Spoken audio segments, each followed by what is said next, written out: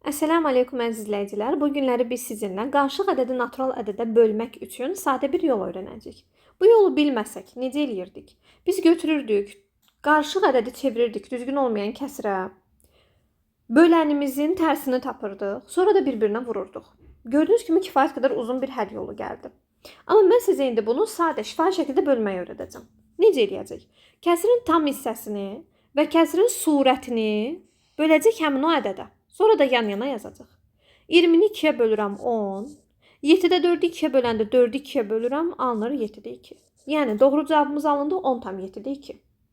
Digər misala tətbiq edirəm. Demək ki, 63-ü böləcəm 7-yə və 7-ni böləcəm 7-yə. Yan-yana yazacağam. 63-ü 7-yə bölürəm 9. 10 qalır elə məxrəcdə. 7-ni də 7-yə bölürəm, alınır 1. Demək cavab alındı 9,1. Sonuncu məsələyə baxanda deyəcəksiniz ki, ay müəllim, axı 11 2-yə bölünmür, 1 2-yə bölünmür, neyniyək? Götürəcəm buradan buna bir dənə tam verəcəm. 11-dən bir dənə tamı 3də 1-in üzərinə versəm nə alınacaq? 10 tam 3də 4. Gördünüz indi necə qəşəng bölünən bir ədəd alındı? İndi nə edirik? Həm 10-u bölürük 2-yə, həm də 4-ü bölürük 2-yə və yan-yana yazırıq. 10-u 2-yə böləndə alınır 5, 3-də 4-ü 2-yə böləndə də 4-ü 2-yə bölürəm, alınır 3də 2. Yəni doğru cavabımız olundu 5,3-də 2. Ümid edirəm ki, hər bir şey sizə aydın olmuşdur və video sizin üçün faydalıdır. Növbəti video izahlarda görüşənədək sağ olun, salamat qalın.